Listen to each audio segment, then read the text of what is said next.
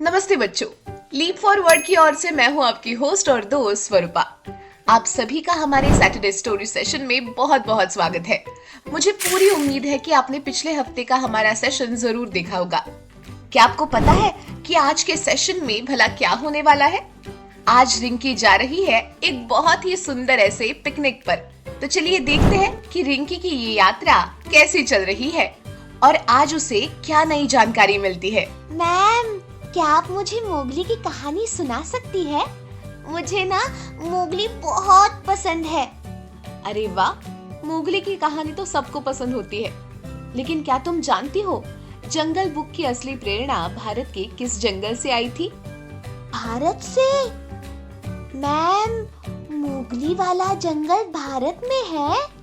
हाँ, और वो जंगल यही है, मध्य प्रदेश के पेंच नेशनल पार्क में।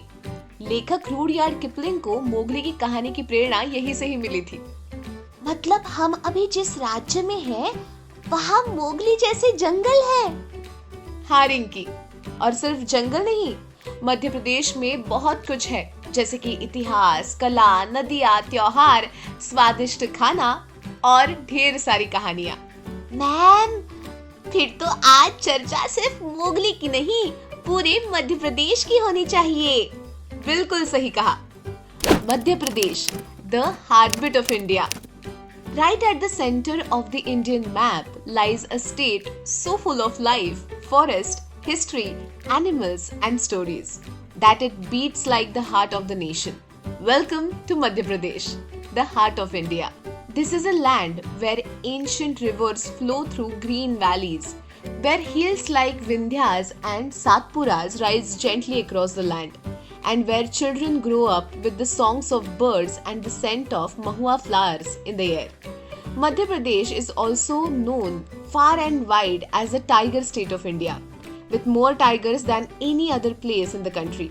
It is believed that the forest of Pench near Seoni inspired Rudyard Kipling's World of Mowgli in the Jungle Book. But this land is not only green, it is golden with history.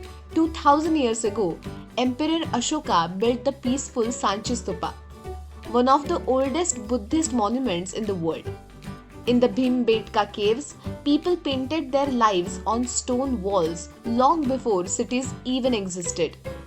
Drawings of hunters, dancers, and animals telling us the oldest stories of humankind. And in Khajuraho, stone temples stand proudly, covered in carvings that look like they have whispering secrets from the past.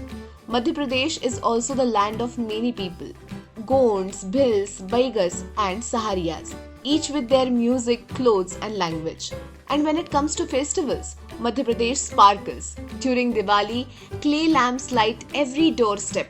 On Holi, clouds of color fill the air. And during Bhagoria, tribal villages turn into carnivals, with bamboo swings, flower crowns, drums and laughter in every lane. From the silent flow of the Narmada river to the colorful threads of Chanderi silk, every part of Madhya Pradesh tells a story. This is Madhya Pradesh, not just the center of India, but the center of so many things, of culture, of kindness, of nature, of dreams.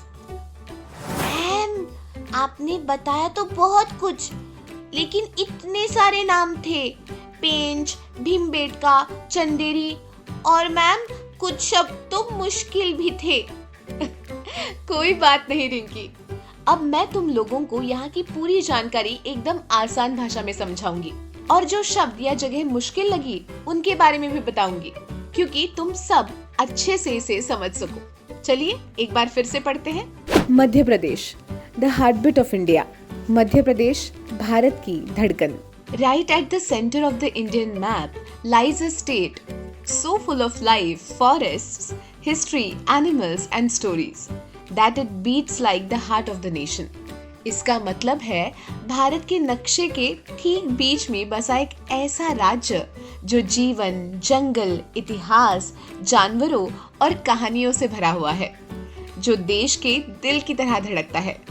Welcome to Madhya Pradesh, the heart of India. स्वागत है आप सभी का मध्य प्रदेश में, जिसे कहते हैं भारत का दिल। This is a land where ancient rivers flow through green valleys. ये वो जमीन है जहाँ प्राचीन नदियाँ हरे भरे घाटियों से बहती है. Where hills like Vindhyas and Satpuras rise gently across the land. जहाँ विंध्य और सातपुड़ा की पहाड़ियाँ धीरे धीरे धरती पर उभरती है. And where children grow up with the songs of birds and scents of mahua flowers in the air. और जहाँ बच्चे पक्षियों की चहचहाट और महुआ फूलों की खुशबू के बीच बड़े होते हैं. Madhya Pradesh is known far and wide as the tiger state of India. और आपको पता है, मध्य प्रदेश को पूरे देश में टाइगर स्टेट ऑफ इंडिया ऐसा कहा जाता है. With more tigers than any other place in the country. यहाँ भारत के किसी भी राज्य से ज्यादा बाघ पाए जाते हैं. It is believed that the forest of Pench near Seoni inspired Rudyard Kipling's Worlds of Mowgli in the Jungle Book. और ऐसा कहा जाता है कि सिवनी के पास स्थित पेंच के जंगलों ने रुडियार्ड किपलिंग को जंगल बुक की मोगली की दुनिया बनाने की प्रेरणा दी थी. But this land is not only green, it is a golden history. लेकिन ये भूमि केवल हरी भरी नहीं, इतिहास में भी सोने जैसी समृद्ध है. 2000 years ago, Emperor Ashoka built the peaceful Sanchi Stupa, one of the oldest Buddhist monuments in the world. और 2000 साल पहले सम्राट अशोक ने यहाँ सांची का शांतिपूर्ण स्तूप बनवाया, जो दुनिया के सबसे पुराने बौद्ध स्मारकों में से एक है. In the Bhimbetka caves, people painted their lives on stone walls long before cities even existed. Bhimbetka की गुफाओं में शहरों के बनने से भी पहले लोगों ने पत्थरों पर अपने जीवन की झलकियां चित्रों के रूप में उकेरी. Drawings of hunters, dancers and animals telling us the oldest stories of humankind. शिकारियों, नर्तकों और जानवरों की तस्वीरें जो मानव सभ्यता की सबसे पुरानी कहानियां हमें बताती है. And in Khajuraho, stone temples stand proudly covered in carvings that look like they are whispering secrets from the past. और खजुराहो में पत्थर के मंदिर आज भी गर्व से खड़े हैं, जिनकी नक्काशी जैसे अतीत की कहानियां कानों में फुसफुसा रही हो. Madhya Pradesh is also the land of many peoples, Gonds, Bhils, Baigars and Sahariyas. Madhya Pradesh अनेक जनजातियों की भूमि है, जैसे कि गोंड, भिल, बैगा और Sahariya. Each with their music, clothes and language. हर एक की अपनी भाषा है, पोशाक है और संगीत है. And when it comes to festivals, Madhya Pradesh sparkles. और जब त्योहारों की बात आती है तो मध्य प्रदेश चमक उठता है. During Diwali, clay lamps light every doorstep. Diwali पर हर घर के आंगन में मिट्टी के दिए जलते हैं. On Holi, clouds of colors fill the air. Holi पर हवा में रंगों के बादल उड़ते हैं. And during Bhagoria, tribal villages turn into carnivals with bamboo swings, flower crowns, drums and laughter in every lane. और भगोरिया में आदिवासी गांव एक मेले में बदल जाते हैं. बांस के झूले, फूलों के ताज, ढोल की थाप और हर गली में हंसी गूंजती है. From the silent flow of the Narmada River to the colorful threads of Chanderi silk, every part of Madhya Pradesh tells a story. Narmada नदी के शांत बहाव से लेकर चंदेरी रेशम की रंगीन बुनाई तक मध्य प्रदेश का हर हिस्सा एक कहानी कहता है. This is Madhya Pradesh, not just the center of India, but the center of so many things, of culture, of kindness, of nature, of dreams.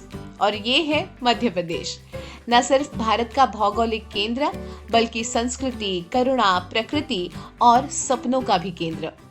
बच्चों, अब जब हमने मध्य प्रदेश की कहानी सुन ली है, तो चलो जरा उन शब्दों को देखो जो शायद सुनने में थोड़े नए या फिर आपको कठिन लगे हो. पहला शब्द है एंशिएंट. ANCIENT, एंशिएंट यानी कि प्राचीन. अगला शब्द है वैली. VALLEY, वैली यानी कि घाटी. अगला शब्द है विस्परिंग. WHISPERING, विस्परिंग यानी कि फुसफुसाना. अगला शब्द है ट्राइबल. TRIBAL, ट्राइबल यानी कि आदिवासी. अगला शब्द है कार्निवल. CARNIVAL, कार्निवल यानी कि मेला. अगला शब्द है मॉन्यूमेंट. MONUMENT, मॉन्यूमेंट यानी कि स्मारक. अगला शब्द है इंस्पायर. INSPIRE, इंस्पायर यानी कि प्रेरित करना. अगला शब्द है फ्लो, FLOW, फ्लो यानी कि बहना। अगला शब्द है थ्रेड्स, THREADS, थ्रेड्स यानी कि धागे। और हमारा आखिरी शब्द है कार्विंग, CARVINGS, यानी कि नक्काशी। बच्चों, अब हम कहानी में आए हुए कुछ नामों को उनकी विशेषताओं से मिलाएंगे। जैसा कि पहला है पेंच नेशनल पार्क, और इसकी विशेषता क्या है बताओ?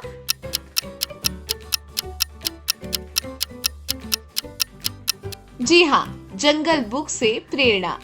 दूसरा है सांची स्तूप, इसकी विशेषता बताइए।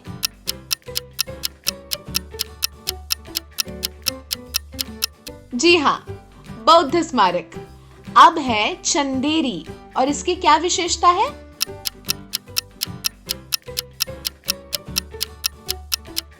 जी हाँ, रेशमी साड़ियों के लिए प्रसिद्ध।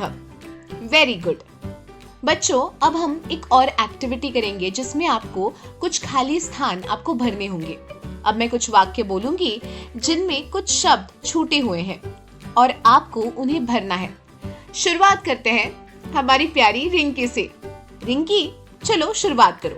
और पहला सवाल है, डैश गुफाओं में प्राचीन चित्र मिलते हैं।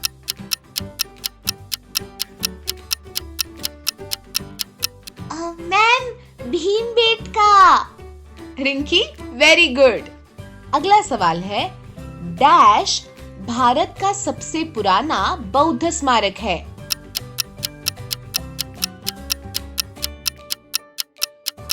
सांची स्तूप।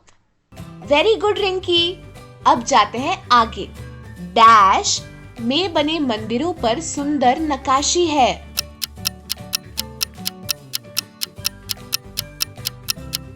मैम, खजुराहो। वाह रिंकी, तुमने तो पूरे मध्य प्रदेश को याद कर लिया। अब बताओ, अगली बार अगर किसी को इस राज्य के बारे में बताना हो तो ये कर पाओगी? बिल्कुल मैम। अब ये सिर्फ एक राज्य नहीं, ये तो एक कहानी बन गया है। बच्चों, रिंकी को तो ये कहानी बहुत पसंद आई, और आपको आई क्या? आज हमने जाना कि मध्य प्रदेश नक्शे के बीच में नहीं, बल्कि अपने जंगलों, कला, इतिहास और रंगों से भारत की एक धड़कन है। हर शनिवार हम ऐसी ही सच्ची और जानने लायक कहानियां लेकर आते रहेंगे। तो मिलते हैं अगले सैटरडे स्टोरी सेशन में। तब तक हंसते रहो, सीखते रहो और अपने देश को और गहराई से जानो। मिलते हैं अगले सैटरडे स्टोरी सेशन में।